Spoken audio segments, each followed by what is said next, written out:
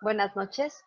A nombre del doctor Jorge Negrete Corona, presidente del Colegio Mexicano de Ortopedia, le damos la más cordial bienvenida a los trabajos correspondientes al capítulo de residentes, del cual es titular el doctor Íñigo Señal Ruiz. Este capítulo es muy importante porque tenemos el futuro de nuestro gremio y de nuestro colegio presente. Sin más preámbulo, le cedo la palabra al doctor Íñigo. Muchas gracias. Hola, buenas tardes. Bienvenidos a la sesión del capítulo de residentes de ortopedia. El día de hoy vamos a ver un tema importante que es una unidad de ortogeriatría, específicamente cómo funciona, los antecedentes y presento a los panelistas que nos acompañan. Yo soy el doctor Íñigo Señal Ruiz, soy médico geriatra, trabajo en el Hospital Español y soy parte del grupo de ortogeriatría México. Yo voy a dar el tema sobre los antecedentes y el funcionamiento de una unidad de ortogeriatría.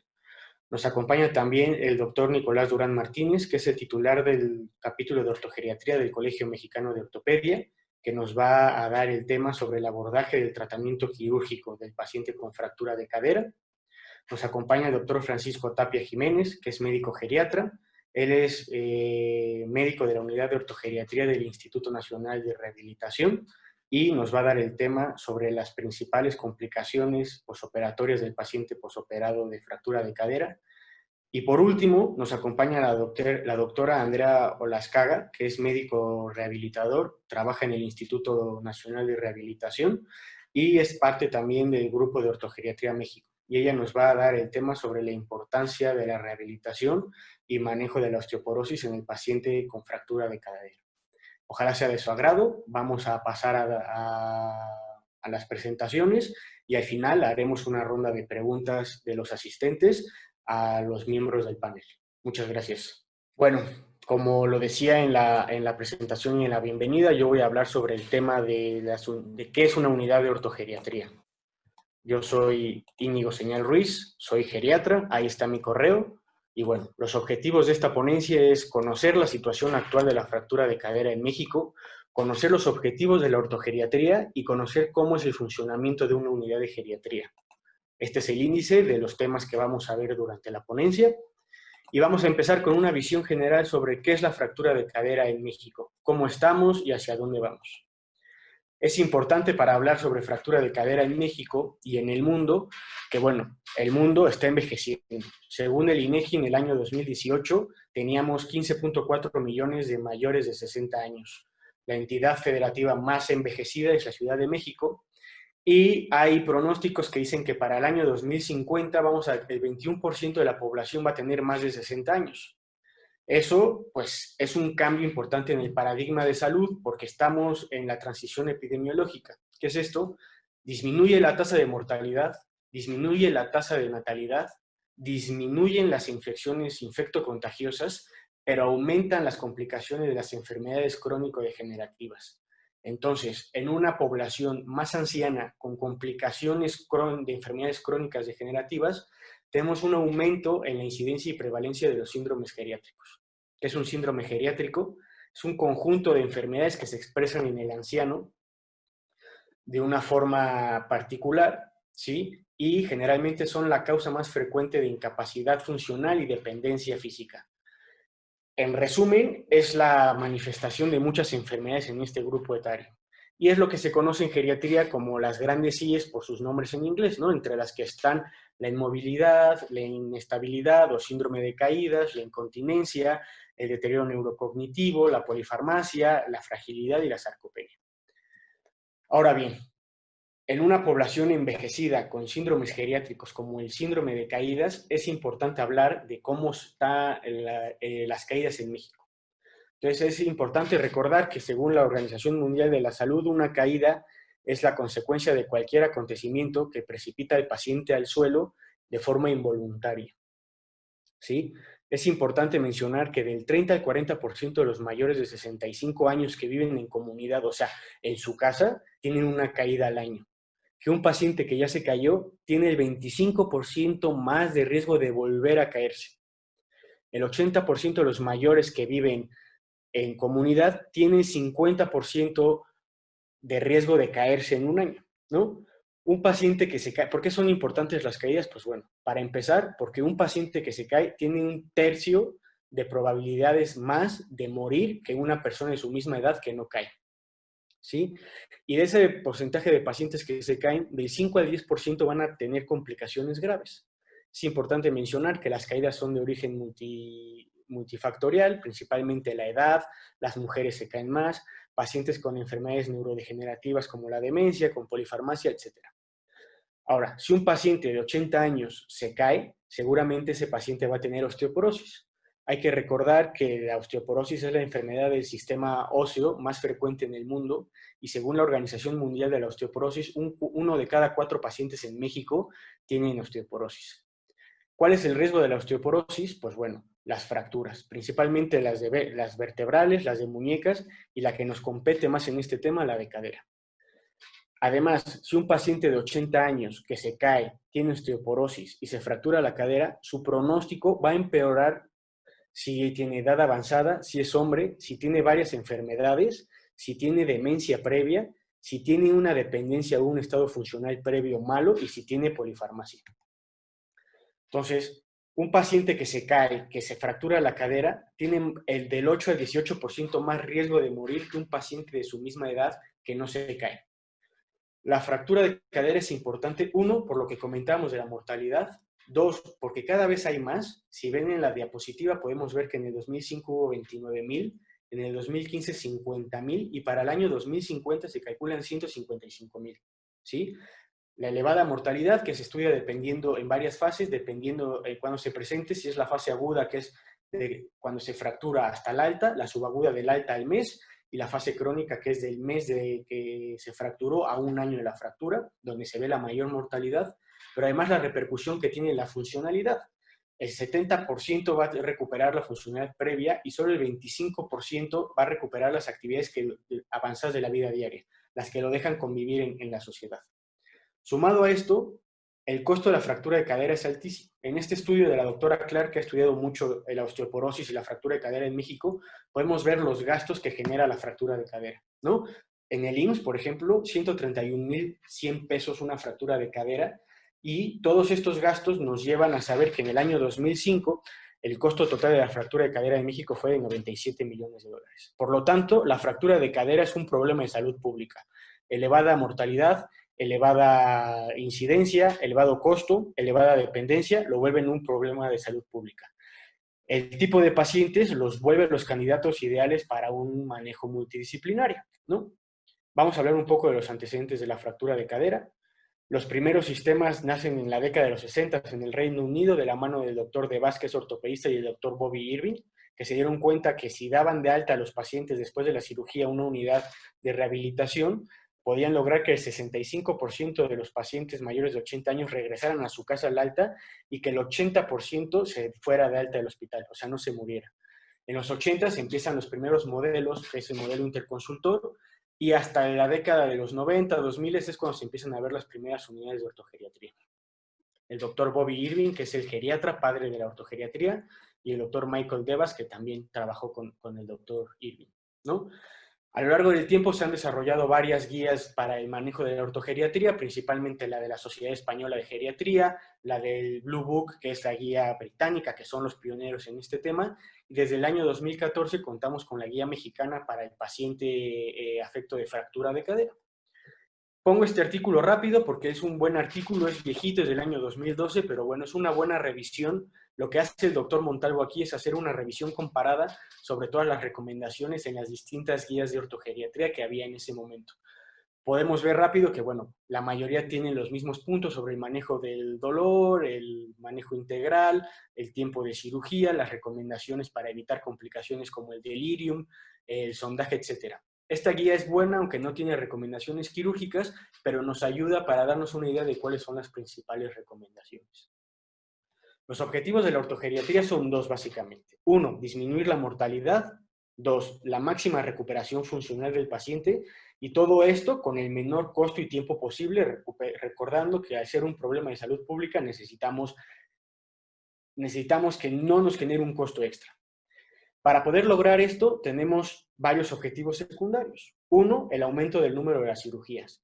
se ha visto que cuando se da manejo conservador, o sea, en la que solo el ortopedista lo atiende, sin interconsultar o sin la ayuda de un geriatra, hay mucho más número de manejo conservador que a largo plazo es malo para el paciente porque no mejora el dolor, no restablece la funcionalidad y aumenta la mortalidad.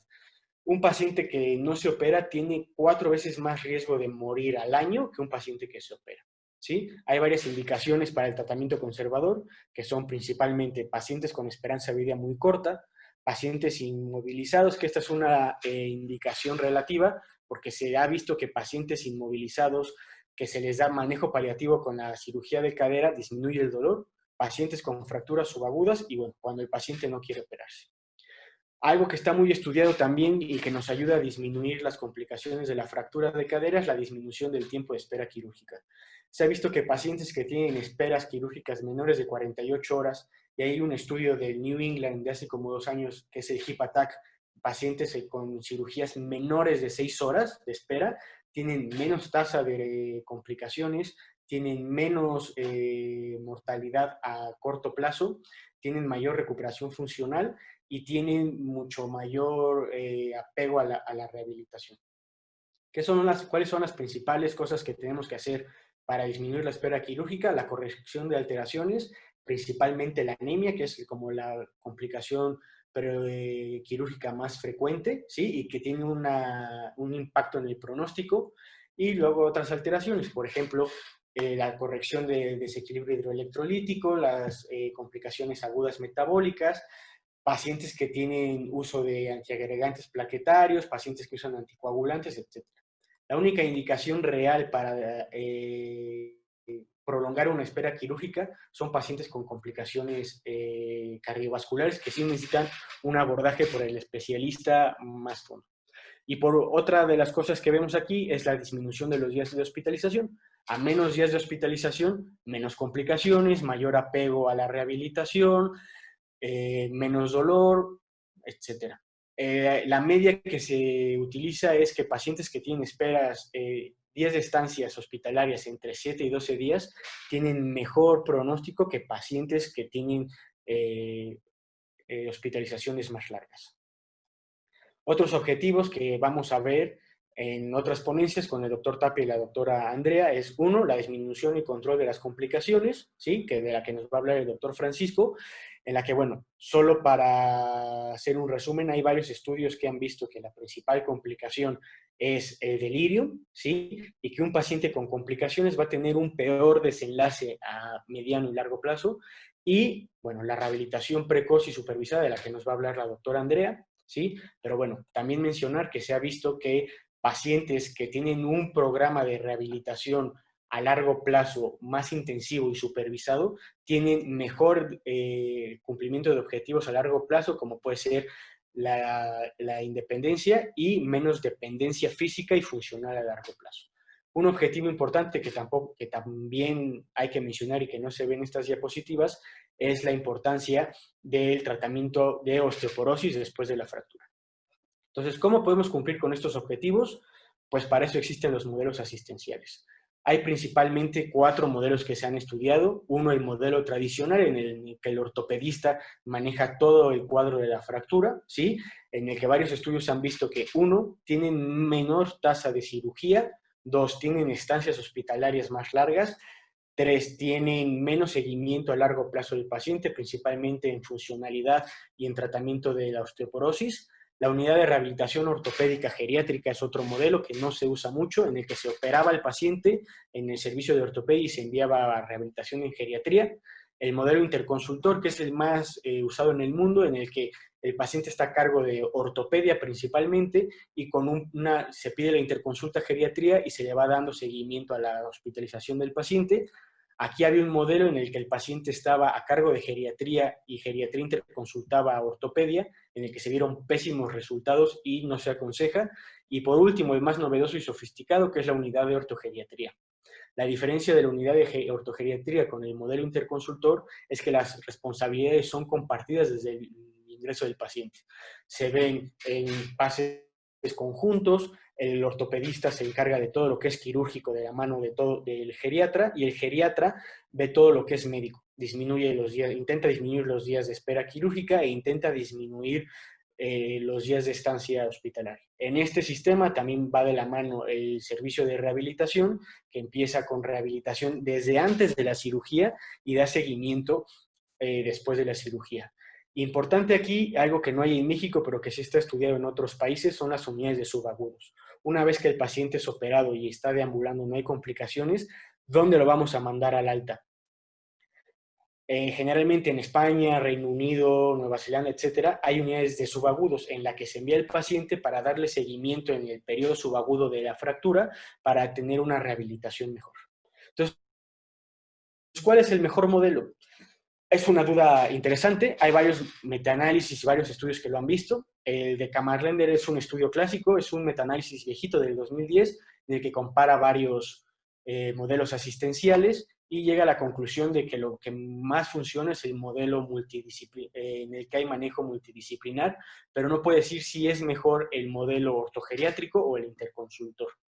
Y el estudio de Konstantin Grigorian, que es del año 2014, estudia de la misma forma los modelos asistenciales, viendo cuáles, comparando el piso de ortopedia o modelo tradicional contra la unidad de ortogeriatría y la unidad interconsultora, y bueno, lo que dice es que sí, que efectivamente en el manejo multidisciplinar hay ventajas. Uno, por el perfil del geriatra. Está acostumbrado al trabajo en equipo, al manejo multidisciplinar, pero además conoce los cambios fisiológicos y las enfermedades propias del envejecimiento. Entonces, esto hace que sepa manejar mejor las complicaciones. Disminuye los días de estancia hospitalaria, disminuye las complicaciones, disminuye los días de estancia, pero bueno, la diferencia que él menciona entre el modelo interconsultor y la unidad de ortogeriatría es que es el seguimiento a largo plazo.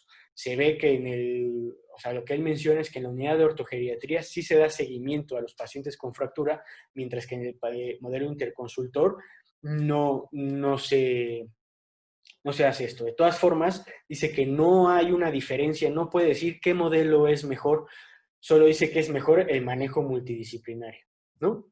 Y este es un estudio reciente, es un estudio italiano en el que comparan la unidad de ortogeriatría contra el modelo tradicional y el modelo interconsultor contra el modelo tradicional durante 6 meses de seguimiento contra una forma prospectiva, o sea, ven durante el mismo tiempo, pero un año antes, los pacientes con fractura de cadera, y bueno, estos son los resultados que tiene. Entonces se puede ver que, aunque hay más pacientes que se vieron en el modelo tradicional, sí hay una disminución en los días de espera quirúrgica, se opera más en los modelos multidisciplinares y, haciendo resumen, dice que la única diferencia real entre el modelo ortogeriátrico y la unidad interconsultora es en los días de espera quirúrgica. Sí se operan antes los pacientes en manejo ortogeriátrico que en el modelo interconsultor. Y dice que esto es principalmente porque en el modelo interconsultor el geriatra no iba ni los fines de semana ni los feriados. Y en el modelo ortogeriátrico, aunque no tenían que estar obligatoriamente ahí, sí estaban a llamado. Entonces, esto disminuía la espera de los fines de semana. Entonces, viéndolo así, ¿cuál es el mejor modelo? Pues bueno, tenemos que decir que el mejor modelo es el que incluye el manejo, el equipo multidisciplinar. Entonces, en conclusión, tenemos que decir que la fractura de cadera es un síndrome geriátrico, se tiene que contar como un síndrome geriátrico que ha aumentado su incidencia en los últimos años. Es un problema de salud pública. Existen varias guías nacionales e internacionales que nos dicen cómo manejarlo y que no existe un método ideal. El método ideal es en el que existe manejo multidisciplinario. Probablemente en el futuro, a largo plazo, cuando se homogeneicen los criterios, se cuenten con más unidades de ortogeriatría a nivel mundial y en México, podamos ver que sí hay una diferencia entre sistemas, pero con lo que contamos hoy, mientras se dé manejo multidisciplinario, es la mejor. Y recordar que los objetivos del manejo ortogeriátrico son aumentar el número de cirugías, disminuir los días de espera quirúrgica y los días de estancia hospitalaria, disminuir la presencia de complicaciones pre- y postoperatorias y la rehabilitación precoz y supervisada. Muchísimas gracias. Muy buenas noches. Agradezco al doctor Íñigo Señal y al doctor Alfonso Migoya haberme invitado a participar en esta sesión del capítulo de residentes del Colegio Mexicano de Ortopedia y Traumatología. en un seminario sobre la unidad de ortogeriatría, abordaje integral del paciente geriátrico con fractura de cadera, conceptos actuales de evaluación y tratamiento.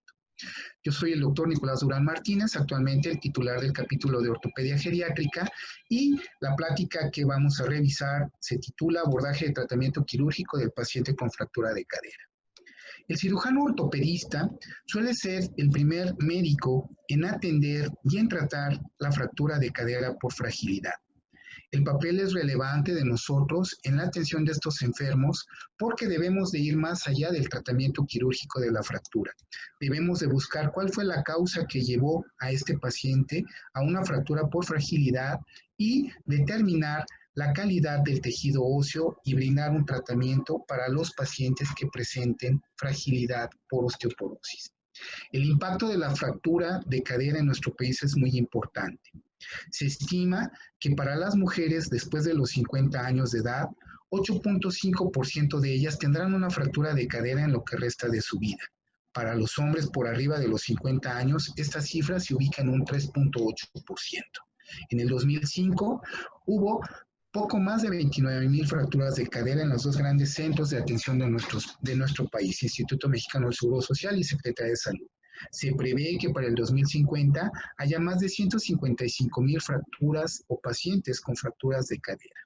La mortalidad reportada en nuestro país es similar a los reportes de mortalidad global, 30% en el primer año de vida. Y los diversos costes de atención reflejan los diversos sistemas de atención que tenemos en nuestro país y varían desde casi $6,000 hasta casi $12,000. ¿Cuáles son las consecuencias de una fractura de cadera? Durante el primer año post-fractura, un 20 a 30% de mortalidad. Una tercera parte de los pacientes quedan con incapacidad permanente, poco más de la mitad tienen pérdida de su marcha independiente y van a requerir del uso de un apoyo. Y un 80% de los pacientes tienen una incapacidad para realizar al menos una actividad cotidiana de su vida diaria. Cleveland en 1959 ya comentaba que venimos al mundo a través de la pelvis y lo abandonamos por el cuello del fémur. La fractura de cadera genera un impacto en el estado de salud del paciente y obviamente en su calidad de vida y está asociado a una morbimortalidad muy alta. ¿Cuál es el escenario clínico que enfrentamos? Pacientes adultos mayores que tienen comorbilidades por enfermedades crónico-degenerativas, la que ustedes quieran, hipertensión, diabetes, cardiopatías isquémicas, enfermedades hipo o hipertiroideas, que convergen con estados complejos de salud propios de este grupo de edad que constituyen los síndromes geriátricos y que determinan un estado de fragilidad en el enfermo. A ello sumamos el estado o la respuesta inmunoinflamatoria secundaria al proceso traumático que condujo a la fractura de cadera y pues esto va a impactar en el pronóstico de vida y de funcionalidad de este paciente. Si a ello sumamos la carencia de redes de apoyo adecuadas, pues estos pacientes van a tener un potencial de complicaciones muy alto. Sabemos que dividimos a las fracturas del fémur proximal en fracturas intracapsulares y extracapsulares. La importancia de las fracturas intracapsulares, las fracturas del cuello femoral, es el grado de desplazamiento que tiene el foco de fractura, porque va en relación al compromiso vascular del segmento cefálico de la cadera. Diversas clasificaciones intentan determinar cuál es el grado de desplazamiento. Y así tenemos la clasificación de Garden, de Powers, de AO. Lo importante entonces es verificar cuál es el grado de desplazamiento en estas fracturas. Para las fracturas de la región trocantérica, intertrocantéricas y para las fracturas subtrocantéricas, lo importante es la estabilidad. El patrón de estabilidad está dado o está determinado por la integridad de la pared posteromedial, pared lateral y la presencia de un trazo oblicuo inverso para las fracturas intertrocantéricas y la integridad también de la pared medial para las fracturas subtrocantéricas. Sabemos que esta región concentra muchos esfuerzos y que estos esfuerzos son los que llevan, estas solicitaciones son las que llevan a las fatigas del implante. También distintas clasificaciones, AO, Evans para las intertrocantéricas, Steinheimer, Russell-Taylor para las subtrocantéricas. La atención de las fracturas de cadera debe estar protocolizada. Se basa en 5 grandes pasos: la atención en el servicio de urgencias, el tratamiento quirúrgico, el tratamiento médico, el manejo rehabilitatorio y la prevención de nuevas fracturas. Está basado en un pilar que es la valoración geriátrica integral. El cirujano ortopedista debe de interactuar con un equipo interdisciplinario, con el geriatra, con el cardiólogo, con el médico rehabilitador, con el fisiatra, con la trabajadora social, con la enfermera especializada, para brindar una atención de calidad en el paciente anciano con fractura de cadera. La valoración geriátrica integral está basada en nuestro país en estas dos grandes guías: la guía de práctica clínica y las guías del Colegio Americano de Cirugías. Son herramientas clínicas que nos permiten identificar las necesidades de los enfermos, reducir la variabilidad de la atención que se da a estos pacientes, estratificar los estados de salud de acuerdo a su gravedad y establecer estrategias de manejo coordinado. La meta es realizar una cirugía temprana en las primeras 48 a 72 horas. Ello se asocia a un mejor dolor postoperatorio, un menor dolor postoperatorio, favorece la recuperación funcional, facilita la movilización temprana, disminuye la estancia hospitalaria, abate la frecuencia de complicaciones. Cuando existe un retraso del procedimiento quirúrgico, se incrementa la mortalidad al mes y al año. 3 pilares de atención: la atención preoperatoria, transoperatoria y posoperatoria. En la atención preoperatoria debemos de realizar una historia clínica completa, realizar estudios de análisis de apoyo diagnóstico racionalizados, informar y obtener los consentimientos y marcaje quirúrgicos del paciente, establecer el riesgo quirúrgico de acuerdo al estatus fisiológico del paciente, proporcionar una fluidoterapia adecuada, lo mismo que una analgesia, iniciar una tromboprofilaxis si el paciente no va a ser sometido en las primeras 12 horas de cirugía, prevenir la aparición de úlceras por presión e ingresar tempranamente a hospitalización a nuestro paciente. En el manejo del dolor en urgencias está indicado el uso de paracetamol combinado con opiáceos o con opioides. En términos generales, los años no están recomendados y podemos reforzar esta analgesia con los bloqueos periféricos guiados por ultrasonido. La tracción esquelética y la tracción cutánea de la extremidad afectada actualmente no está recomendada. Es una práctica que no aporta ningún beneficio y que sí se asocia a diversas complicaciones. Valorar el estado nutricional de nuestros pacientes es importante. Un porcentaje elevado de los pacientes ancianos con fractura de cadera presentan desnutrición. Tenemos que garantizar un aporte de macro, micronutrientes y un aporte hídrico adecuado para que el proceso traumático sea limitado y el procedimiento quirúrgico también, la agresión quirúrgica sea limitada. Evitar el retraso de la cirugía se asocia a mejores resultados funcionales y a disminución de la mortalidad en el paciente. El ayuno preoperatorio, tradicionalmente indicado de 6 a 8 horas, podríamos modificarlo en algunos pacientes y podríamos permitir la ingesta de líquidos claros hasta 4 horas antes del procedimiento quirúrgico. Durante el tratamiento transoperatorio, comunicarnos con el equipo de nuestros anestesiólogos es vital. Se debe utilizar preferentemente técnicas de anestesia regional por bloqueos neuroaxiales o bloqueos periféricos y con analgesia multimodal. Ello permite prevenir las complicaciones pulmonares asociadas a la anestesia general y a la mayor estancia hospitalaria. La profilaxis antimicrobiana es de vital importancia. Se recomienda el uso de cefazolina, una cefalosporina de primera generación que tiene actividad contra microorganismos gram positivos betalactámicos como el estafilococo aureus. En caso de alergia a beta-lactámicos, usar glucopéptidos como sería la vancomicina o las teicoplaninas. Monodosis, 2 gramos previos a la cirugía, 1 hora antes de la cirugía, y si se prolonga la cirugía más de 2 horas, una nueva dosis. Los tratamientos mayores de 72 horas con antibióticos no inciden o no disminuyen las tasas de infección.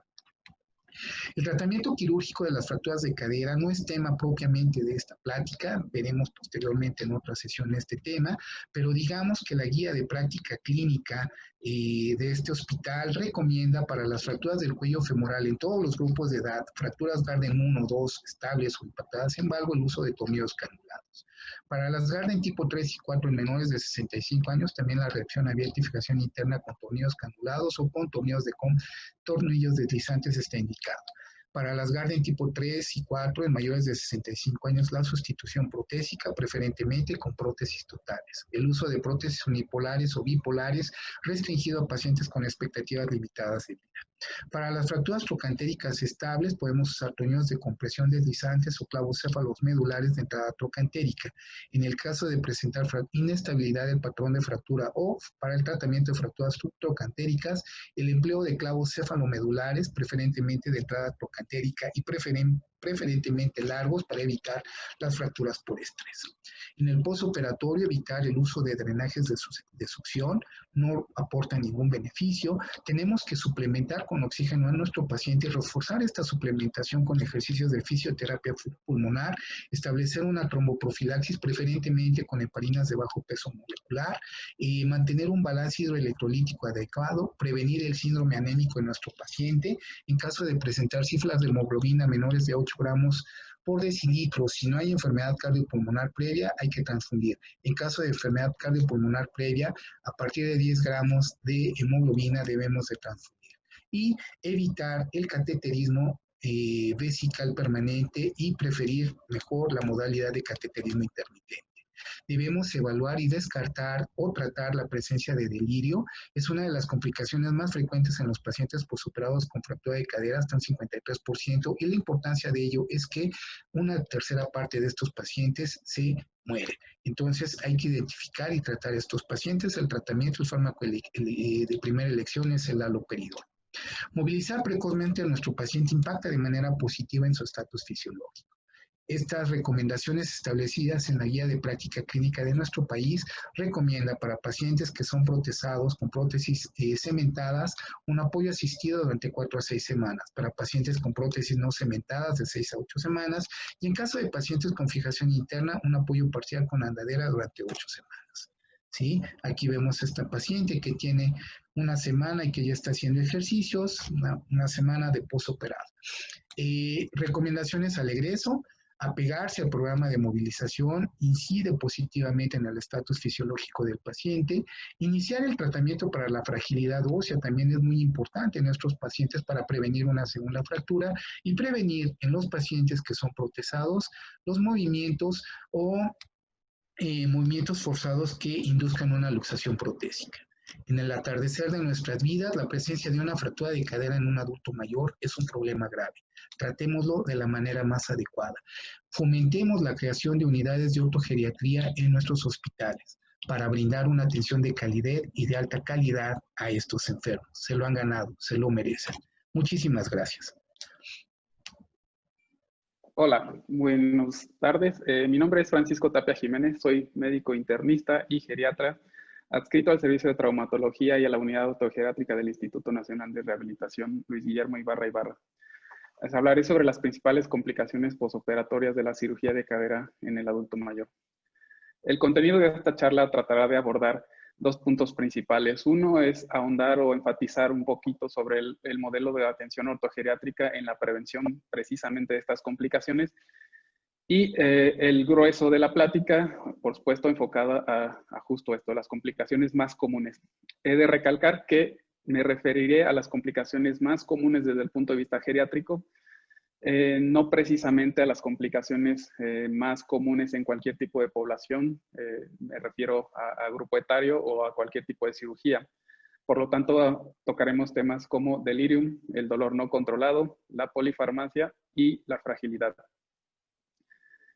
Bien, el impacto de la fractura de cadera es tal que el 50% de los pacientes que eran funcionales previo a su internamiento por una fractura se vuelven dependientes, dependientes ya sea de manera absoluta o de alguna de sus actividades instrumentadas o básicas.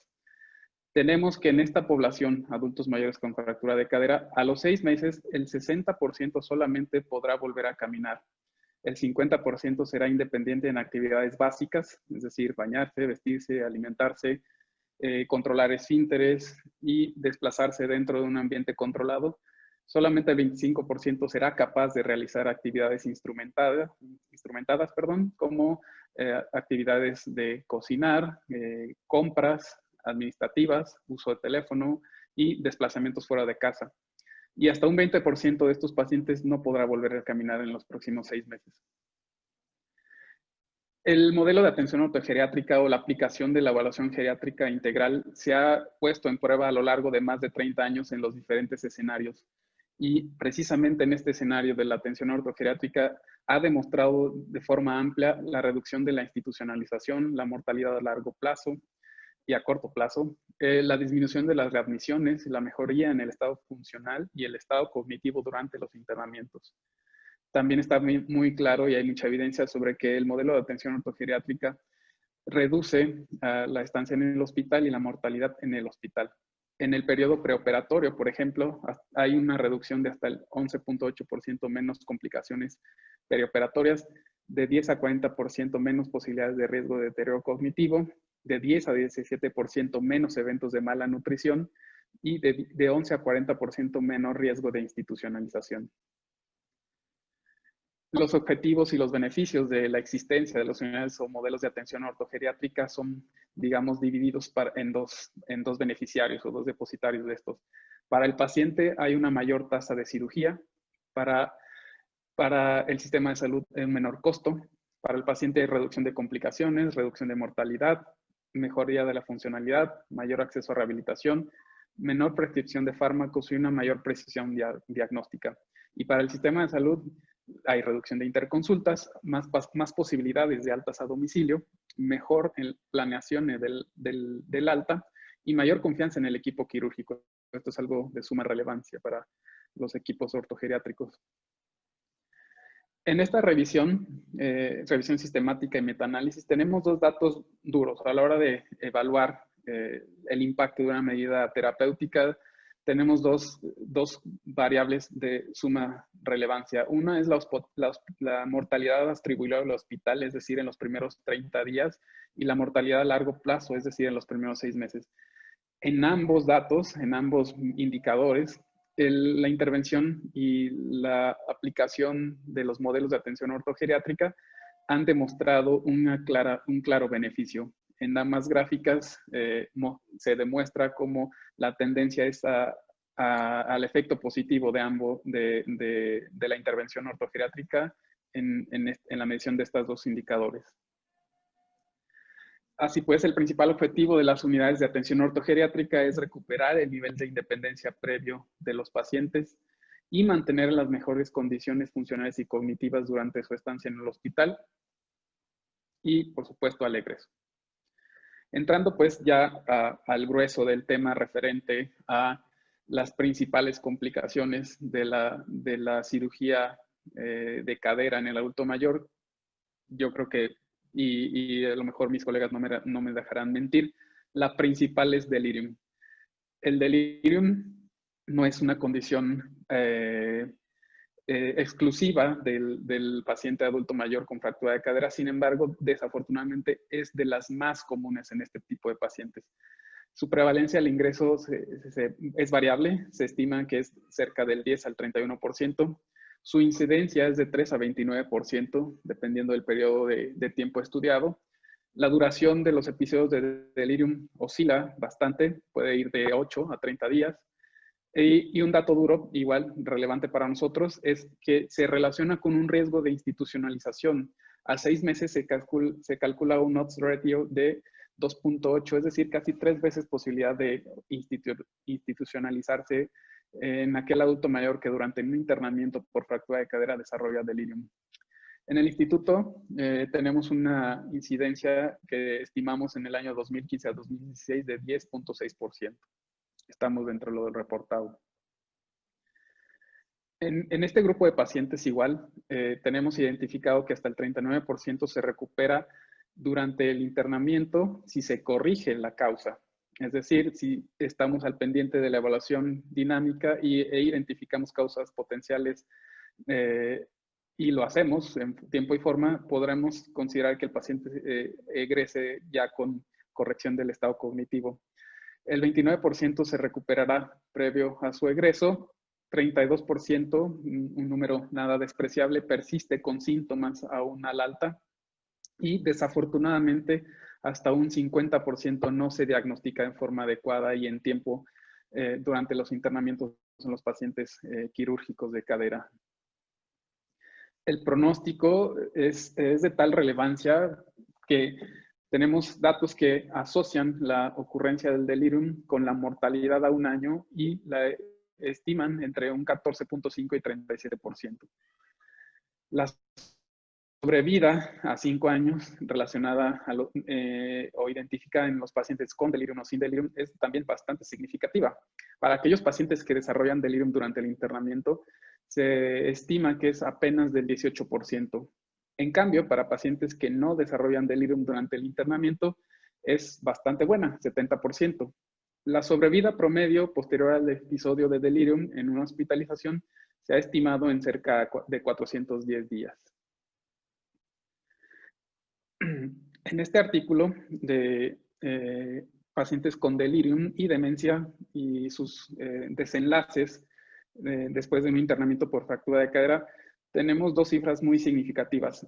Una representa la mortalidad identificada en los primeros 30 días, mortalidad temprana, y la mortalidad a los 6 meses. En ambas, la mortalidad asociada para cualquiera de estas dos variables en pacientes con delirium resultó estadísticamente significativa contra la mortalidad identificada en pacientes que no desarrollaron delirium tanto a 30 como a 60, perdón, como a 6 meses, a 30 días como a 6 meses. Dentro de las siguientes complicaciones o principales complicaciones posoperatorias en la cirugía de cadera, tenemos el dolor no controlado, por supuesto. En relación a esto, ya desde hace un tiempo, al menos unos 5 años, la Sociedad Americana de Cirujanos, en conjunto con la Sociedad Americana de Geriatría, expuso una serie de guías para el buen manejo de las prácticas clínicas y propuso que el dolor en el adulto mayor que está en un escenario perioperatorio debe continuar o debe incluir, el uso de fármacos ahorradores de analgésicos, y aquí tenemos dos herramientas muy útiles. El paracetamol, que por varios años ha estado, digamos, subestimado o en un lugar que no le corresponde por mucho tiempo, dado que se considera por la población incluso en general que no es un fármaco eficiente en el control del dolor, y nada de hecho lo contrario, sino que se considera un ahorrador. Es muy importante que lo incluyamos siempre en los esquemas de analgesia para evitar ir a dosis mayores de otros tipos de fármacos con más potenciales efectos secundarios. También están una medida un poco más difícil o compleja, que es el bloqueo neuroaxial o bloqueo de nervios periféricos, que justo en el escenario del paciente de fractura de cadera es de las medidas que más impacto tiene, mayor beneficio, ya que disminuye la estancia hospitalaria y mejora las calificaciones de dolor expresadas por los pacientes, y también reduce el potencial de efectos sedantes de otros fármacos que se puedan usar para el control del dolor de estos pacientes. También estas guías hacen énfasis en evitar fármacos que sabemos que tienen un potencial de efecto adverso, como son los barbitúricos, benzodiazepinas, hipnóticos no benzodiazepinas, todos los relajantes musculares y los antiinflamatorios no esteroideos que no sean selectivos de ciclooxigenasa 2. En relación a esto, también en 2007 hubo una propuesta para hacer énfasis en el mejor control del dolor en el adulto mayor, en el escenario quirúrgico. Se propusieron estas guías donde se hace énfasis en que se debe complementar o sustituir las escalas numéricas para evaluar la intensidad del dolor. Se sugiere agregar escalas de evaluación observacional y del comportamiento, identificar signos no verbales de dolor y usar escalas descriptivas. Evaluar y documentar la intensidad del dolor a intervalos frecuentes y regulares, y una estrategia de suma utilidad que es el alivio dinámico de dolor. Hacen énfasis en recomendaciones de tipo farmacológico sobre el inicio gradual de los fármacos y no subtratar. Evaluar las comorbilidades, evitar la administración de la vía intramuscular, es decir, en cuanto sea posible, la rotación de la analgesia por vía intravenosa debe ir a vía oral. Se sugiere la vigilancia estrecha de la posible sobredosificación de fármacos, y es también muy importante que en forma general la evaluación de la función renal y hepática de estos pacientes esté muy clara. También sugieren y proponen emplear en modalidades no farmacológicas cuando sea posible. Me refiero a termoterapia, electroestimulación, ultrasonido, etc. Bien. La siguiente complicación frecuente en aquellos pacientes posoperados de cirugía de cadera es la polifarmacia. La polifarmacia se define por la OMS como el uso simultáneo de 3 o más fármacos. Esto es de suma relevancia a la hora de que tenemos cifras como estas, donde hasta el 94% de los adultos mayores usan algún fármaco y 25% de las reacciones adversas ocurren en esta población, en población de entre 65 y 70 años, y hasta el 10% de los ingresos hospitalarios de esta población puede ser por efectos adversos. Las reacciones adversas son la forma más frecuente de iatrogenia y hasta un 50% responsables de un 50% de las complicaciones en el hospital. La población geriátrica en general, a nivel mundial, recibe un fármaco en cerca del 30% cuando es prescrito, bueno, justificado. Y desafortunadamente hasta un 40 o 50% recibe un fármaco no prescrito, es decir, por autoprescripción o recomendación de alguien. En esta corte de 1998 a 2003 se identificaron pacientes que recibían más de 5 fármacos en un rango de 54 a 67% y algunos que recibían hasta más de 10 medicinas. Y algo que resalta en esta gráfica también y que es de suma relevancia es que tanto la prescripción por persona como el número de adultos mayores que recibe alguna prescripción aumenta de forma significativa conforme avanza la edad. Y en relación a polifarmacia hay un fenómeno asociado que es la reacción adversa a fármacos. Para la FDA, reacción adversa a fármacos es cualquier evento negativo asociado a un fármaco, a su uso normal, abuso o retirada. Factores de riesgo asociados a este fenómeno es el número de fármacos, por supuesto, las comorbilidades del paciente y, uno independiente, la demencia. En los mayores de 80 años, hasta un 25% de los pacientes que presentan reacción adversa a fármacos, ameritan hospitalización, 20% de ellos en una situación grave y en un 50% se van a asociar con mortalidad. De ahí la relevancia de una correcta evaluación durante la atención de este grupo de pacientes. Para esto tenemos diferentes herramientas. Sin duda, la más conocida para el mundo de la ortogeriatría y para otras especialidades es la aplicación de los criterios BIRS desde su primera publicación en el 1991 y 1997. A partir de ella se hizo una propuesta, la EDIS. Después apareció Armor y está StarStop también. Actualmente está la versión 2019 de los criterios BIRS. Finalmente, la última complicación, fragilidad. La fragilidad como modelo fenotípico no tiene un estándar de oro. Hay múltiples propuestas y es un término en construcción y perfectible. El ciclo de la fragilidad está explicado de una forma un poco compleja, donde intervienen diferentes fenómenos, donde tal vez el grupo central o el eje de todo es la pérdida de músculo. Por supuesto, es un fenómeno bastante complejo donde intervienen diferentes factores, pero a nivel molecular se sabe que un ambiente de estrés oxidativo con poca función mitocondrial, con acortamiento de telómeros, con daño celular y por tanto daño del DNA, induce a un estado proinflamatorio donde niveles elevados de interleucina, interleucina 6, nos llevan a un fenómeno de anorexia y sarcopenia, con deterioro de la función inmune, cognitiva, de la coagulación y diferentes factores como la disminución del factor de crecimiento similar a la insulina, disminución de las hormonas sexuales, hace o nos lleva a un fenómeno clínico manifestado por enlentecimiento, debilidad, pérdida de peso, pérdida de capacidades y fatiga. Fragilidad es importante porque se relaciona con sobrevida. En este estudio de los más emblemáticos relacionados a fragilidad, ya un poco viejo del 2019, está claro que en el grupo de pacientes frágiles y los prefrágiles incluso, la sobrevida es menor que en aquellos que no se identifican como frágiles. En relación a los pacientes que desarrollan fragilidad durante el internamiento por la cirugía de cadera, es de tal impacto porque la atención de estos pacientes refleja un costo exponencial. Tenemos datos de Estados Unidos que entre 1991 y 2001 se incrementó un 41% la población de 80 años y eso le significó un aumento del gasto del 37% del presupuesto nacional de salud. Estos pacientes van a utilizar más servicios, van a tener una tendencia mayor a necesitar de cuidados prolongados y van a desarrollar discapacidad. La conclusión en relación a estas complicaciones de la cirugía de cadera es que las fracturas de fragilidad son de alto impacto en el sistema de salud, significan altos costos y altas demandas de servicios de salud.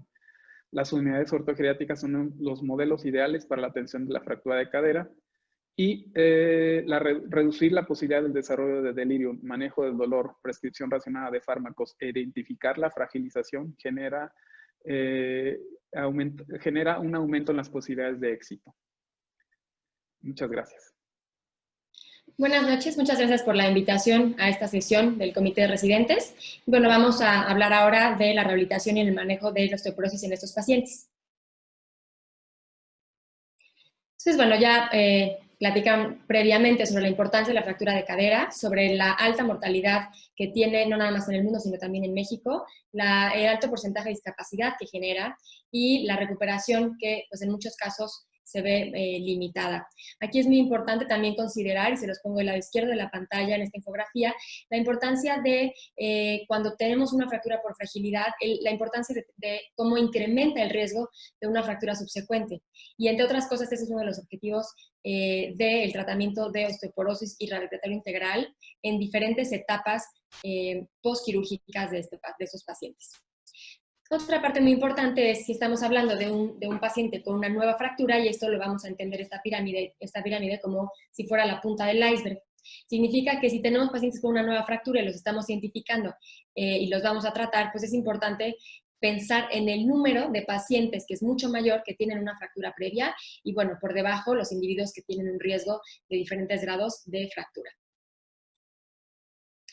Les presento aquí entonces los objetivos que tenemos del manejo integral de la evaluación geriátrica y rehabilitación exhaustiva en las fases prequirúrgica, postquirúrgica y al egreso. En la fase preoperatoria, los objetivos están encaminados a disminuir el riesgo quirúrgico.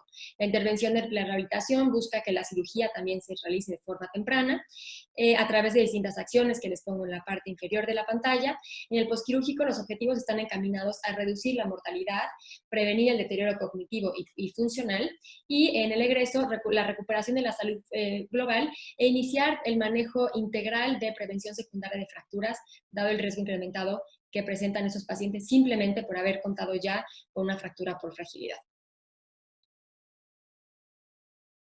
Vamos a hablar entonces de la evaluación, con algunos puntos importantes desde el punto de vista de rehabilitación y de los pacientes con osteoporosis. De forma general, una vez que tenemos a un paciente con una fractura reciente y se determina el manejo quirúrgico o no quirúrgico, es importante considerar la evaluación de FRAX, que nos permite determinar el riesgo de fractura a 10 años. Con base en este resultado vamos a poder determinar en qué momento y qué acciones terapéuticas vamos a iniciar, como es el tratamiento farmacológico, la evaluación del riesgo de caídas, la indicación de un programa de ejercicio y un programa de educación de forma integral, siempre con una comunicación interdisciplinaria. El FRAX, bueno, ustedes posiblemente ya lo conocen, es un algoritmo elaborado o desarrollado a través de la Universidad de Sheffield que ha permitido establecer en diferentes poblaciones el riesgo que tiene un paciente de presentar una fractura por fragilidad a 10 años. Y si pueden ver, está basado en múltiples factores de riesgo, como los vemos aquí enumerados en 12 puntos, y que se puede utilizar o calcular utilizando o no una densitometría ósea. Uno de estos factores de riesgo importantes es la fractura previa, misma que incrementa de forma importante este riesgo, que es un riesgo relativo. Esta gráfica muestra dónde caería de algún modo un paciente con base en este cálculo de FRAX. Entonces podríamos tener que con base en este riesgo relativo estimado, el paciente caería dentro del área verde de la gráfica, que va de acuerdo a la edad y aquí el porcentaje de riesgo, que incluiría en esta área dar tratamiento de modificación en el estilo de vida y tener un seguimiento a largo plazo para pues, detectar que el paciente se mantenga en esa área y no esté incrementando hacia el área roja. El área roja sería cuando ya tenemos una intervención de dar un tratamiento. Recuerden que esto el FRAC se puede utilizar, por supuesto, en pacientes que no tienen fractura previa y pacientes con fractura previa también. Y si cuando caen en el área amarilla hay una indicación de hacer una densitometría ósea para evaluar en casos de pacientes que no tienen fractura previa para poder determinar si estos pacientes son candidatos o no al inicio de tratamiento farmacológico. Ahora, en esos pacientes que tienen fractura previa, como ustedes saben, en las guías de práctica clínica, la indicación es iniciar tratamiento farmacológico a menos de que exista alguna contraindicación. En estos casos no es necesario realizar una densitometría ósea. Vamos a hablar entonces de los factores de riesgo que vamos a evaluar en estos pacientes. Dentro de los factores de riesgo para caídas podemos dividirlos en factores intrínsecos, que son los propios, vamos a decir, asociados al envejecimiento, asociados al dolor, al miedo de caídas, comorbilidades o modificaciones o, digamos, características del estilo de vida que predisponen a estas caídas, así como el uso de medicamentos que disminuyen el balance.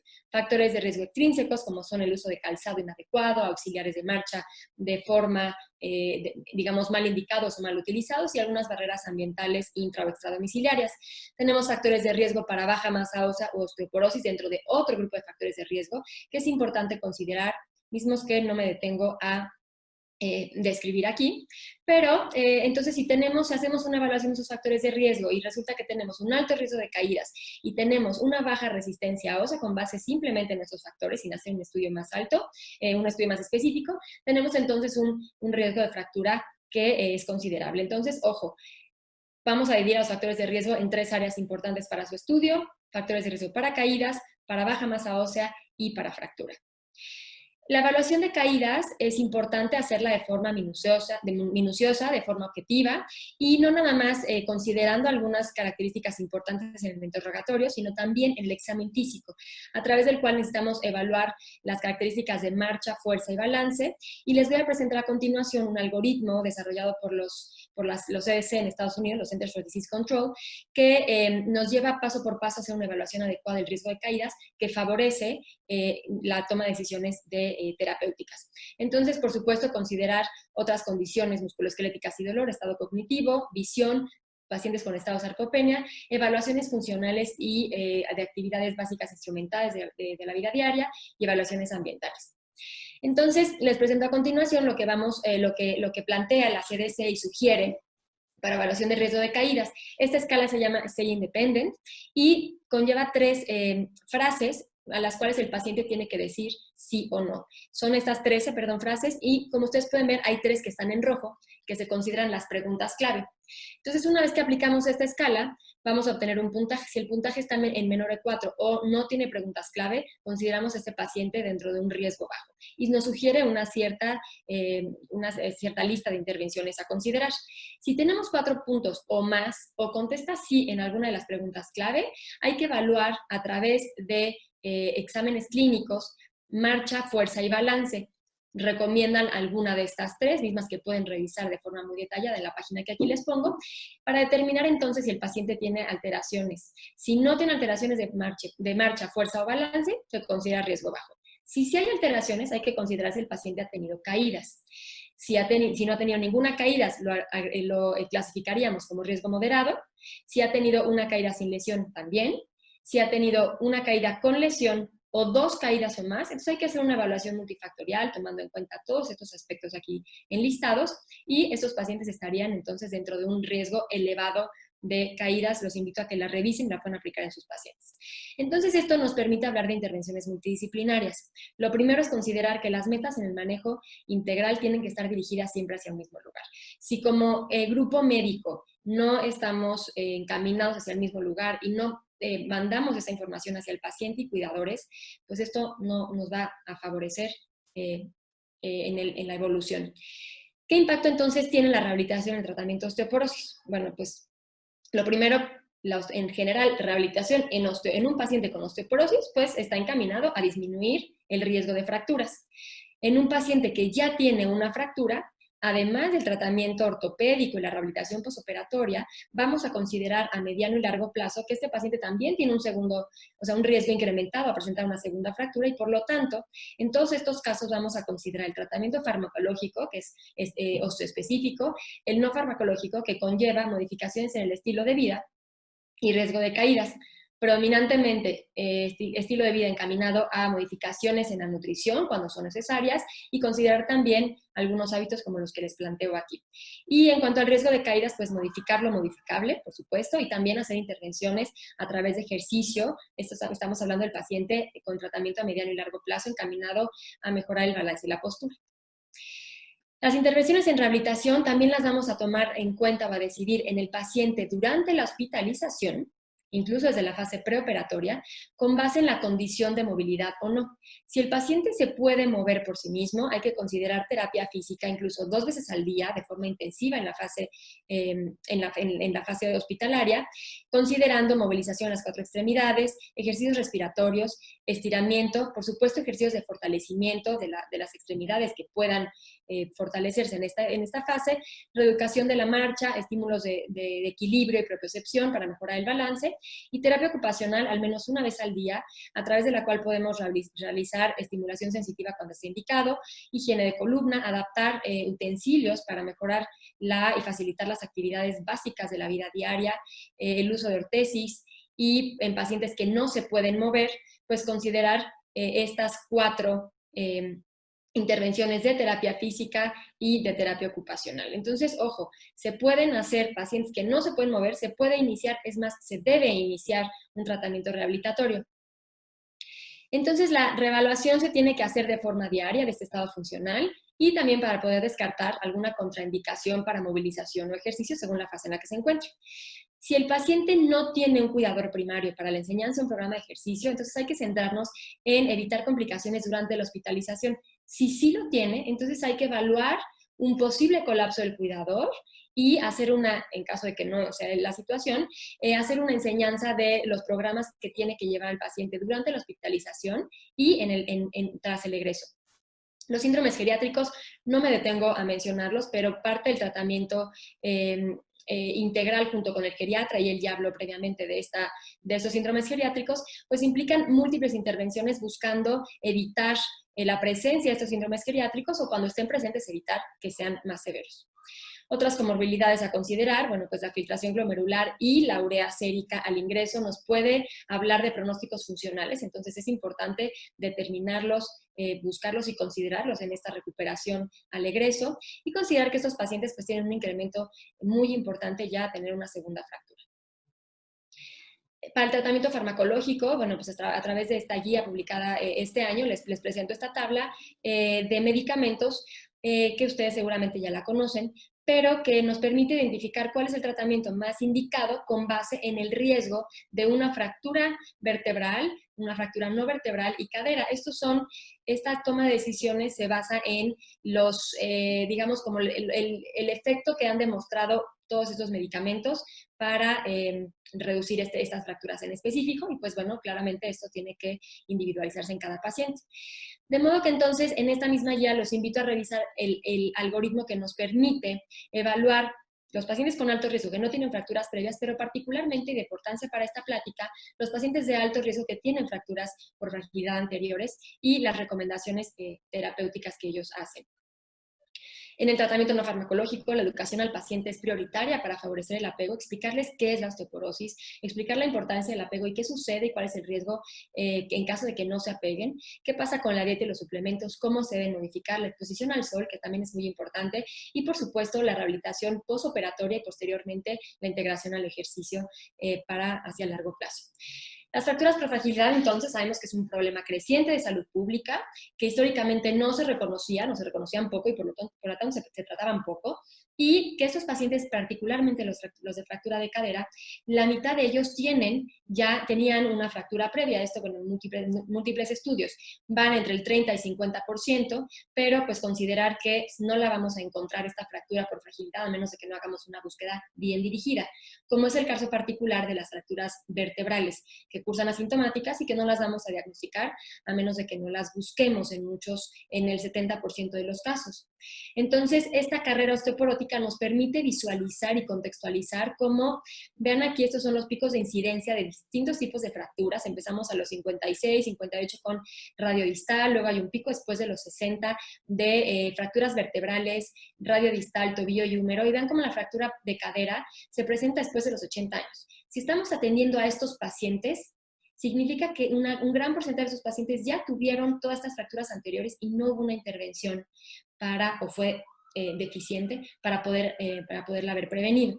Entonces, las unidades coordinadoras de fractura es un modelo de atención que, a través de identificar a esos pacientes con fracturas por fragilidad, hacerles una evaluación completa, un inicio de tratamiento y un seguimiento a largo plazo, se permite o favorece estos objetivos que ven en la parte inferior, que son prevenir las fracturas por fragilidad subsecuentes a través definitivamente de un tratamiento multidisciplinario e integral.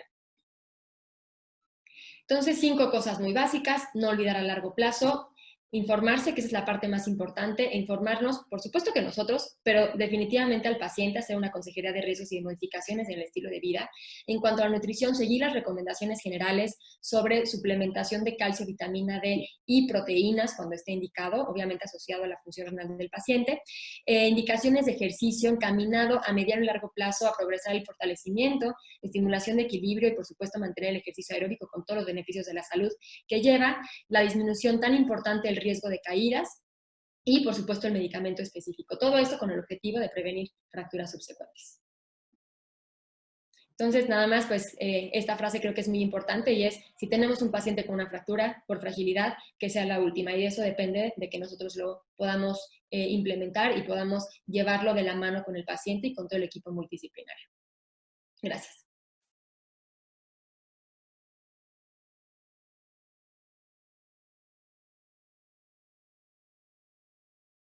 Hola, buenas noches. Antes que nada, agradecer a nuestros ponentes que nos dieron unas excelentes pláticas que ampliaron el panorama que tenemos sobre el manejo de la fractura de cadera de una unidad ortogeriátrica, y también pedir una disculpa por el problema técnico en nombre del Colegio de Ortopedia, por el problema técnico que tuvimos. Informarles que la plática está grabada y se puede ver sin ningún problema en el canal de YouTube del colegio. Y bueno, empezar con una ronda de preguntas, un poquito de discusión entre nuestros ponentes para ahondar un poco en este tema.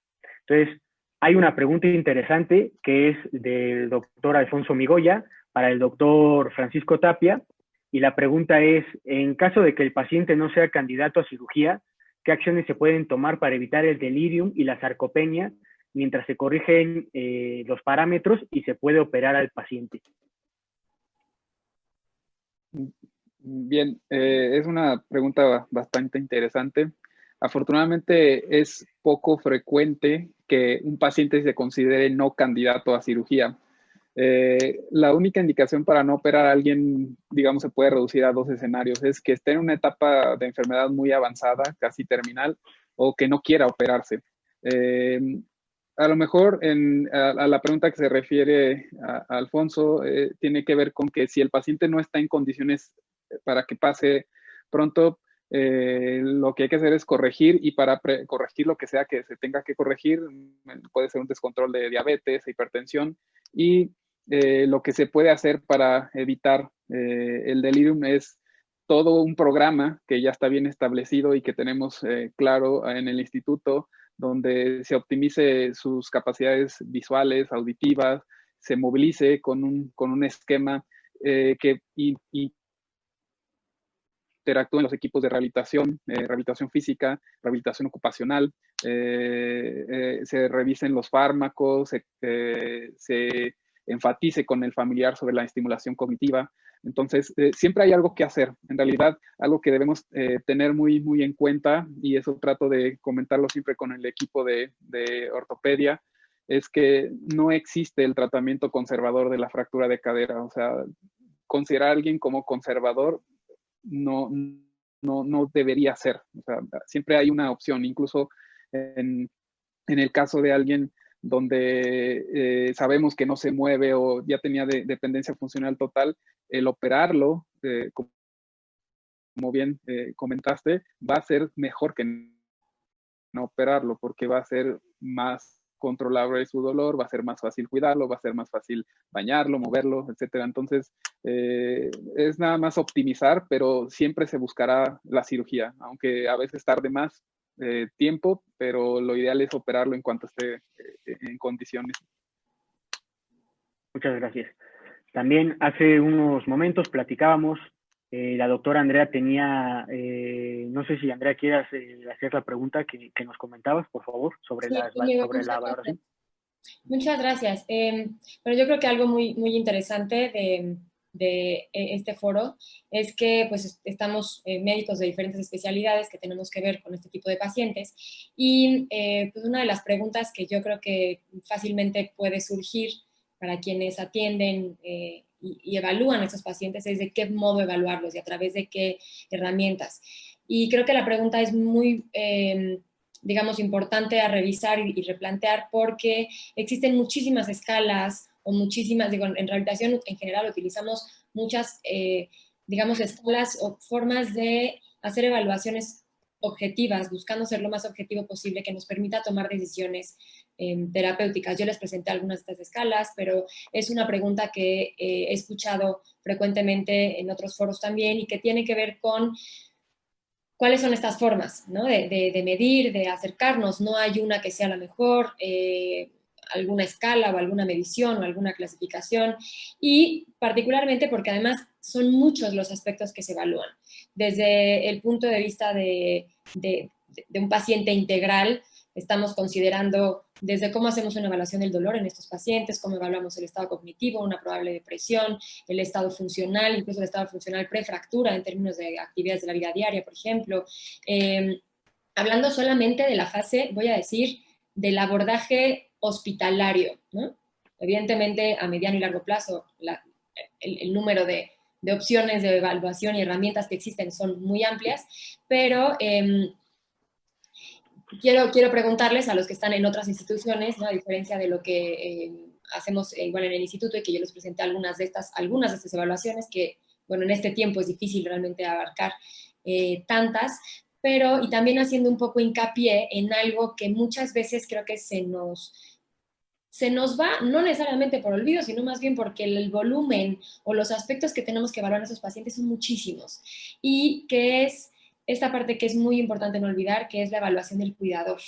En esos pacientes el cuidador es muchas veces nuestra meta de tratamiento o de abordaje, o esa donde nos vamos a quién nos vamos a dirigir para poder tener un tratamiento pues que sea, digamos, con un buen apego, que sea óptimo, que se lleven a cabo todos estos aspectos que se tienen que abordar. Porque si nos quedamos o incluso transmitimos con el paciente o con el cuidador que lo importante es la fractura, estabilizarlo, que se opere y ya, nos quedamos con el tratamiento integral no óptimo, ¿no? Entonces, ¿cómo ir tomando en cuenta a lo largo de esta abordaje integral durante la hospitalización y posterior al egreso hospitalario?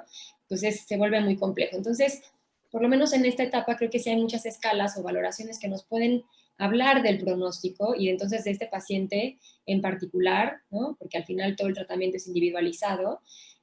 Si lo voy a clasificar como un paciente de alto riesgo o bajo riesgo para otras fracturas, para que no tenga un buen apego al tratamiento, no tiene una buena red de apoyo. Entonces, hay la pregunta, con todo este antecedente, la pregunta que a mí me gustaría hacerles es, si ustedes consideran durante la hospitalización algún grupo o, digamos, lista, opciones de herramientas para hacer una evaluación integral, por supuesto considerando claramente la prioridad en esta fase del abordaje multidisciplinario.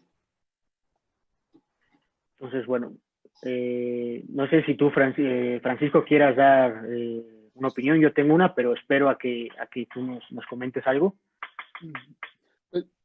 Sí, bueno, yo creo que Andrea ya ha visto a lo mejor las notas de evaluación del instituto, porque trabajamos donde mismo. Las escalas a lo mejor que usan para rehabilitación sí pueden diferir un poquito con las escalas que usamos en geriatría. Digamos que la evaluación geriátrica está estructurada, está estandarizada. Hay versiones adaptadas al español de México con diferentes herramientas que han ido puliendo, precisamente buscando la validación en esta población mexicana, sobre todo cuando hablamos de la parte cognitiva, y de lo funcional es un poquito más sencillo. La herramienta que usamos en el instituto, los dos geriatras que estamos ahí, es una herramienta que y copiamos técnicamente al Servicio de Geriatría del Instituto Nacional de Nutrición Salvador Subirán, porque es el acúmulo de herramientas que está estandarizado, como decía, para la población mexicana. Sí toca varios puntos sobre la funcionalidad, usando las escalas de Nagy, de Rousseau-Breslow para movilidad, para discapacidad. Para funcionalidad básica usa CATS, para instrumentada usa Lawton-Brody. Entonces, esas son las escalas que nosotros usamos y que plasmamos en las notas y que nos da una idea de cómo está el paciente. En cuanto a cognición, sería difícil usar algo más complejo que el mini-COG, porque de entrada, la evaluación cognitiva de un paciente con fractura de cadera es compleja. O sea, lo tenemos postrado con dolor, muchas veces con efecto de opioides, a lo mejor en delirium. Entonces, preferimos usar una escala pequeña y al mismo tiempo identificar mediante el uso de la herramienta CAM para identificar delirium si es que está en delirium. Entonces, hacemos una evaluación nutricional con un par de herramientas muy sencillas, una que se llama MNA y otra que se llama DNA. Y la evaluación social, esa la delegamos un poquito a trabajo social. Sí sería ideal que el médico, nosotros hiciéramos una evaluación de lo social y sobre todo del cuidador para indagar sobre si hay sobrecarga. Para eso está el cuestionario de SARIT, pero no lo incluimos en nuestra nota de evaluación, ¿no? Entonces, a grosso modo es como tenemos estructurada. Por supuesto que en la misma nota va la evaluación de riesgo cardiovascular con las escalas ya conocidas de los índices de Goldman, del riesgo anestésico, etcétera, ¿no? Entonces es una nota muy amplia la que hacemos cuando evaluamos a un paciente adulto mayor que llega al instituto por fractura de cadera y la basamos en una evaluación geriátrica integral que ya está bien estructurada con escalas estandarizadas a la población mexicana y que nos basamos en el modelo del Instituto de Nutrición. Bueno, yo solo para complementar lo que comenta Francisco, yo que estoy solo en el sector privado, me gusta usar, aunque sí son las escalas de toda la vida, CATS, Lawton-Brody, etcétera, creo que una herramienta útil y sobre todo en este tipo de pacientes que es muy agudo, o sea, desde que llega a urgencias, como decías, el tema del delirium, la infección, alguna infección, el dolor, algún desequilibrio, es fácil de usar, es rápida y nos ayuda a darnos una imagen de dónde estamos y hacia dónde vamos, o sea, cuál es el pronóstico del paciente, más o menos sobre funcionalidad y deterioro cognitivo. Es la escala rápida, la valoración geriátrica rápida de la Universidad de San Luis, que son 4 escalas principalmente que tienen validación para población mexicana, que es la escala de Frail, la de sarcopenia, el mini-COG y una de valoración rápida para estado nutricional que se llama SNAC, ¿no? Esa no estoy seguro que tenga validación, pero bueno, el MNA ese sí la tiene y nos da una visión, bueno, y obviamente para el delirium nos da una visión general el CAM, ¿no? Y esto nos da una visión general de cuál es el estado previo del paciente a la fractura y hacia dónde vamos. Porque no es lo mismo rehabilitar a un paciente sin deterioro cognitivo, ¿no? A alguien que debuta con el deterioro cognitivo después de la fractura de cadera, a alguien que ya tiene un deterioro cognitivo avanzado, ¿no? Y en cuanto al tema de la sobrecarga del cuidador, creo que, o sea, antes que valorarlo con escalas y estas cosas, creo que en hospitales, en instituciones donde se cuenta con el servicio de trabajo social, esa parte está un poco más cubierta, pero bueno, en el sector privado, el colapso suele ser generalmente después de la fractura. O sea, cuidar a un paciente que se tiene que rehabilitar después de una fractura de cadera, sobre todo si hay deterioro cognitivo o empieza con el deterioro cognitivo, es cuando cambia toda esta cuestión del colapso del cuidador, ¿no? Y luego, ya más adelante, sobre el seguimiento después de la hospitalización, etcétera, pues bueno, sí puedes ir, a mí me gusta más ir viendo ahí la funcionalidad en cuanto a las actividades de la vida diaria, etcétera, para ver qué tanto ha avanzado en la recuperación, ¿no? Pero bueno, completamente de acuerdo en lo que comentaba Francisco. También yo tengo otra pregunta. Doctor Nicolás, ¿quiere hacer alguna pregunta? Perdón. No, yo creo que resaltar la importancia de evaluar en el preoperatorio, durante el periodo perioperatorio al paciente, para precisamente detectar todos estos pequeños cambios que tiene el paciente y que nos pueden orientar hacia las grandes complicaciones que pueden llegar a tener. Nosotros en el hospital de Joco, Alanís, González y Nieto han hecho sus protocolos evaluando el riesgo de complicaciones posquirúrgicas utilizando una escala que es el Apgar Score. Y bueno, se ha correlacionado bastante bien, es una escala muy breve, se evalúan básicamente 4 parámetros y nos permite identificar a los pacientes con riesgo de complicación aguda posquirúrgica y de mortalidad al mes. Entonces creo que es bastante útil, pues la podemos usar y junto con la escala de Servo para también establecer un pronóstico de mortalidad postoperatoria inmediata sería muy bueno. Y destacar, aquí lo importante es destacar el manejo interdisciplinario que tenemos que hacer todos nosotros. O sea, el paciente con fractura de cadera no es el paciente exclusivo del ortopedista, ¿sí? Tenemos que interactuar con ustedes, con los geriatras, con los médicos rehabilitadores, con el cardiólogo, con las trabajadoras sociales, con los enfermeros, con los cuidadores, para poder nosotros potenciar esa recuperación funcional del paciente y abatir toda la morbimortalidad asociada que presentan esos pacientes. Y ese es el reto que tenemos nosotros que hacer en nuestro país. Es un gran reto, pero creo que tenemos la capacidad para enfrentarlo y solo es cuestión de organizarnos y llevarlo a cabo, ¿no? Yo tengo una pregunta también y para todos, que va en relación a lo que platicaba yo en la ponencia sobre disminuir los días de estancia hospitalaria. Mi experiencia, sobre todo en la residencia y en el sector público, es que algo que pasa mucho aquí en México es que no se cuenta la fractura de cadera como una urgencia, o sea, no se tiene que esperar a, por ejemplo, que pase el tiempo de antiagregación, todo este tipo de cosas. Mi experiencia es que las dos principales causas de retraso quirúrgico en donde yo hice la residencia era una, que no les daban espacio quirúrgico a los ortopedistas, o sea, siempre pasaba algo antes que la fractura de cadera, y dos, el tema de la antiagregación plaquetaria con los anestesiólogos. ¿Qué opinan ustedes sobre esto? Bueno, yo quisiera aquí agregar otra situación. A nivel institucional, nosotros atendemos a un sector poblacional muy lábil y el paciente tiene que adquirir sus implantes. Y entonces el procedimiento quirúrgico, el tiempo del procedimiento quirúrgico está determinado por estos 3 grandes factores. Los 2 factores que acaba de comentar usted, doctor Señal, pero aparte agregar la falta de recursos para poder disponer de un implante y poder intervenir precozmente al paciente. Ese es un problema, es la realidad que tenemos en nuestro país, es la realidad a la que nos enfrentamos. En el sector privado no hay problema.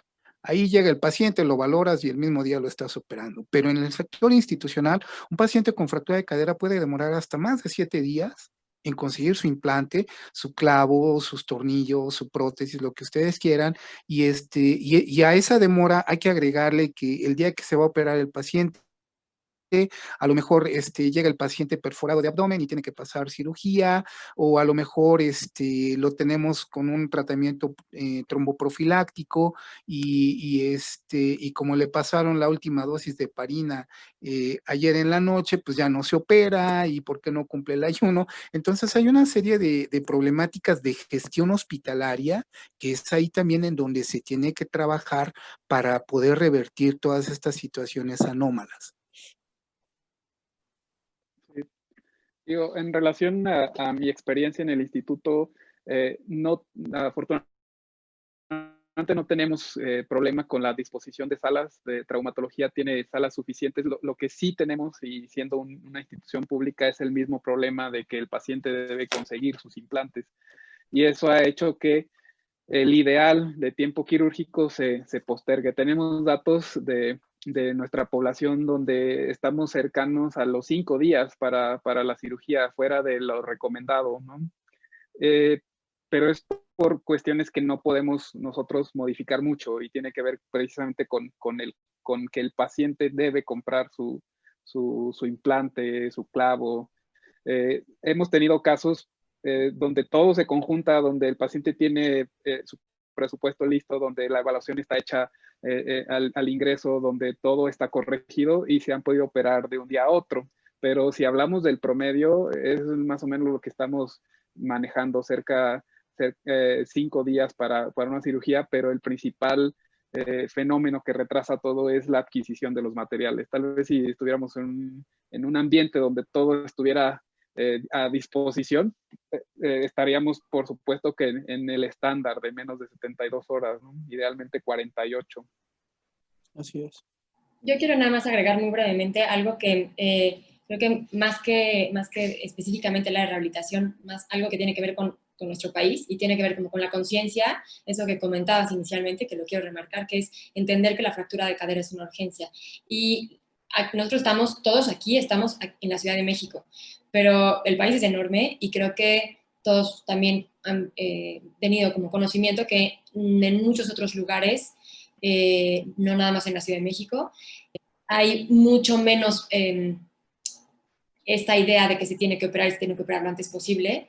Y, bueno, de entrada creo que el trabajo en una unidad multidisciplinar ortogeriátrica también es algo que viene de pocos años hacia acá, que cada vez está haciendo más conciencia sobre la importancia de que el manejo sea multidisciplinario, precisamente con el objetivo en el prequirúrgico de hacer lo más corto posible, tanto la fase prequirúrgica como la estancia hospitalaria, ¿no? Que aquí, de forma muy importante en esa prolongación de estancia hospitalaria, entra la rehabilitación favoreciendo particularmente, bueno, mucho de lo que ya platicamos hoy, pero también favoreciendo el inicio de todo lo que viene después de la cirugía, ¿no? Aunque, digamos, en rehabilitación podemos empezar muchas cosas en el preoperatorio, pero esta parte de entender que es una urgencia, creo que es algo que se tiene todavía seguimos a nivel nacional, empezando desde ahí, que esa es la parte creo que más importante de estos foros y que se pueda, pues, contagiar concientizar sobre este aspecto en particular. Okay. Sí, sin duda. Yo también ya, no sé si alguien tenga alguna otra pregunta o formulo yo otra. Adelante. Adelante.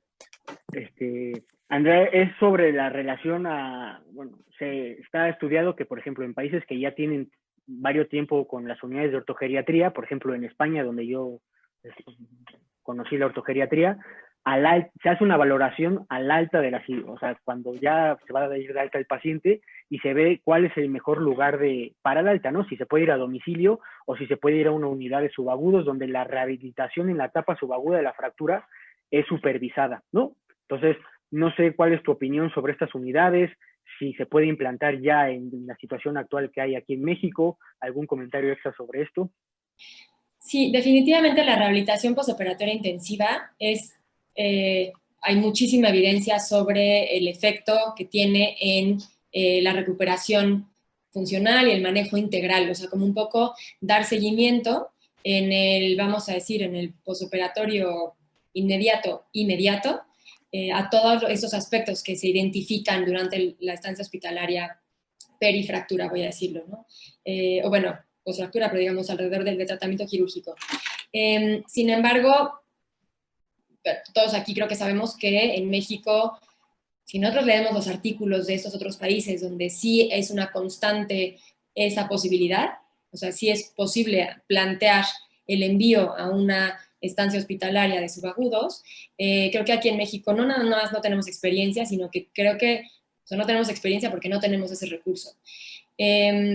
Definitivamente, aunque exista la evidencia, es algo que se tendría que empezar a trabajar de algún modo desde pues, un nivel en realidad de desde una situación institucional, ¿no? Las instituciones grandes que ya están teniendo este manejo ortogeriátrico integral y ya tienen esa conciencia, empezar de alguna forma como a promover esas estancias de hospitalización de subagudos.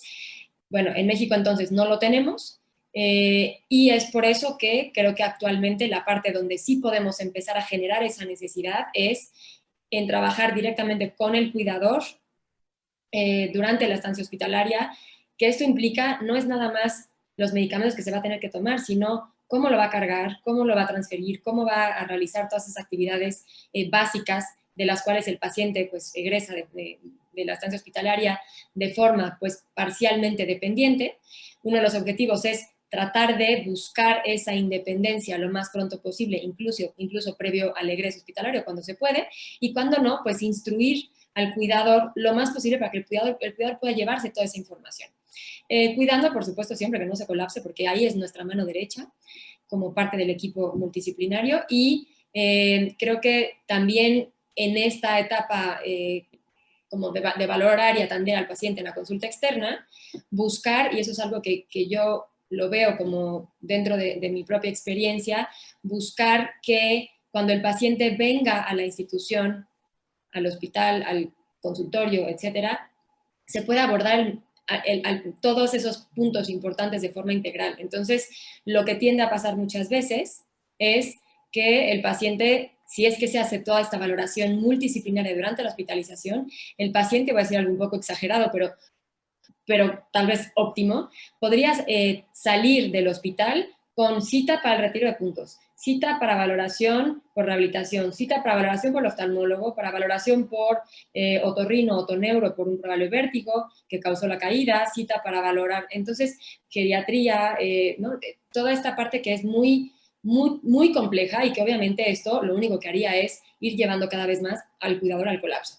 Entonces, y además haríamos que los pacientes no le den seguimiento a todo el manejo integral. Entonces, creo que una pregunta que yo haría a toda la audiencia que esté ahorita en este momento escuchando y que es, ¿de qué forma podemos hacer que en esa etapa posterior al egreso el paciente pueda tener todo ese manejo de la forma más integral y que sea lo menos pesado para el cuidador y no tener que venir a tantas citas, sino tal vez buscar alguna ruta dentro de la institución, alguna ruta para que el paciente pueda ir paso por paso, y es un proceso paulatino en el que tal vez la valoración del ortopedista poco a poco va a ir disminuyendo en cuanto al número de frecuencias y las intervenciones que se hacen, el geriatra pues ahí más o menos se mantendrá según el tipo de pacientes, y el médico rehabilitador cada vez va a ir teniendo un manejo a largo plazo y por supuesto con toda esta parte importante que es prevenir una próxima fractura, ¿no? Abordando todo el tratamiento de osteoporosis y caídas, particularmente ya en etapas un poco más avanzadas. Entonces yo esa preguntaría como, o ese cuestionamiento, ¿no? ¿De qué forma podemos asistir a que este manejo realmente tenga un apego? Si no, todo el esfuerzo que hacemos multidisciplinario durante los 7, 10, 15 días o más que el paciente y el familiar o cuidador están hospitalizados, ¿cómo hacemos que todo eso que hicimos valga como un inicio para esta carrera hacia adelante que nos permita prevenir otras fracturas? ¿No? Yo creo que la respuesta a eso es la unidad de ortogeriatría, ¿no? Yo creo que sí debemos de propugnar porque, digo, ya hay unidades hospitalarias, ya hay instituciones en donde se ha empezado a trabajar con esto, pero falta mucho todavía, ¿no? Entonces yo creo que la propuesta es esa, ¿no? Incidir o buscar en que nuestras autoridades o las autoridades sanitarias pongan el ojo en este grave problema de salud pública y que se fomente la creación de unidades de ortogeriatría, ¿no? Finalmente el impacto en los costes van a ser mucho menores, ¿no? Entonces, mejor prevenir y evitar complicaciones a gastar en complicaciones que finalmente llevan al paciente a la muerte y que generan muchos gastos, ¿no? Entonces, yo creo que ahí es en donde debemos de partir, ¿no? Quiero nada más agregar algo a esto que dice el doctor Durán, y es las unidades coordinadoras de fractura son justo unos modelos donde el objetivo es prevención secundaria y tienen una, vamos a decir, serie de pasos a seguir para poder, digamos, dentro de la institución, pero también en cuanto a cuál es el seguimiento que va a tener el paciente posterior al egreso, ¿no? Estas unidades involucran o toman en cuenta estos puntos específicos como indicadores para poder hacer este seguimiento en conjunto con la unidad ortogeriátrica. Yo creo que la unidad ortogeriátrica se ha descrito o se inició principalmente en intrahospitalario, pero pues poco a poco nuestra necesidad se ha ido extendiendo y en muchos hospitales, en muchos países, en muchas instituciones, están trabajando de forma conjunta, porque en realidad, como en el Instituto Nacional de Rehabilitación, tenemos una unidad coordinadora de fracturas, en inglés FLS, que lo presenté yo en la plática, pero que creo que son muy complementarias, en ningún momento son opuestas, en ningún momento, son completamente complementarias y toman en cuenta, voy a decir, diferentes fases del abordaje integral. Entonces, yo creo que eso es una de las respuestas, es implementar estos modelos con los recursos que tenemos, porque creo que la gran ventaja de estos modelos es, uno dirá, bueno, pero es que tú estás en un instituto nacional y ahí Claro. sí que tienes muchísimos recursos y muchos especialistas y tal. Justo el centro, el core como de estos modelos de atención es que tienen esa versatilidad para adaptarse a cualquier tamaño de institución o incluso el mismo consultorio de un particular, de un médico, ¿no? O de un grupo de médicos como el grupo de Ortogeriatría México. Bueno, Así es. no sé si alguien quiere hacer algún comentario antes de que terminemos, si hay alguna otra pregunta entre los ponentes. No, yo creo que nada más recalcar también, por último, ir al más allá de la fractura, y esto va en relación al tratamiento de la fragilidad del tejido óseo. Entonces, asegurarnos, garantizar que el paciente reciba un tratamiento para la osteoporosis subyacente, que sea un tratamiento adecuado, que sea el tratamiento personalizado, y no dejarlo pasar, ¿no? Nosotros como ortopedistas fijamos, sustituimos y pues de repente como que se nos olvida, ¿no? Entonces debemos de propugnar por dar un seguimiento a estos pacientes en ese tratamiento farmacológico. Nada más aunando en eso, creo que la mejor fractura es la que se previene, ¿no? Se debería también, o sea, a lo mejor esto va un poco fuera del tema de la unidad de ortogeriatría, pero bueno, creo que así como hay campañas para la obesidad, la hipertensión y demás, creo que en primer nivel de atención se tiene que hacer hincapié en el tratamiento y la prevención de la osteoporosis, ¿no? Así es. Totalmente. Completamente de acuerdo. Prevención primaria y secundaria, ¿no? De forma paralela. Así es, completamente de acuerdo. No sé si Francisco querías comentar algo o... No, decía eso de la prevención primaria y bueno, retomar el punto que decía Andrea, el mejor modelo es el que puedas adaptar a la unidad donde estás, ¿no? O sea, no es imposible tener todo como en ideal, no somos un país que tenga los recursos que tiene Inglaterra o España, y entonces se trata de ver de qué forma lo podemos adaptar para que todo fluya y se haga como muy sistemático y que el paciente se vaya lo mejor rehabilitado, con las mejores instrucciones para la familia y, como dice el doctor Durán, con tratamiento para osteoporosis, ¿no? Ese es lo ideal y más o menos es lo que hemos estado haciendo en el instituto, de tocar esos aspectos al momento de idear o planear el egreso de un paciente. Sí, porque a lo mejor es muy bonito decir que el manejo conjunto y el ortopedista y el geriatra y el rehabilitador y el trabajador social y todos pasan, pero pues los recursos y las capacidades de cada institución, hasta en el nivel privado, pues no siempre se puede adaptar a eso, ¿no? Así es. Y más porque no tenemos como un sistema, porque hay otros países que ya lo tienen muy estudiado, pues desde los 60 en Inglaterra, por ejemplo, pero aquí en México no. De hecho, hay un estudio mexicano del año pasado, creo, antepasado, de una unidad en León, Guanajuato, en el que habla de esto, ¿no? Que estamos muy lejos de tener un modelo asistencial ortogeriátrico en el país, que todavía nos falta evidencia y implementarlo en otros sitios para ver cómo es la forma en mejor aplicarlo a nuestra población. Así es.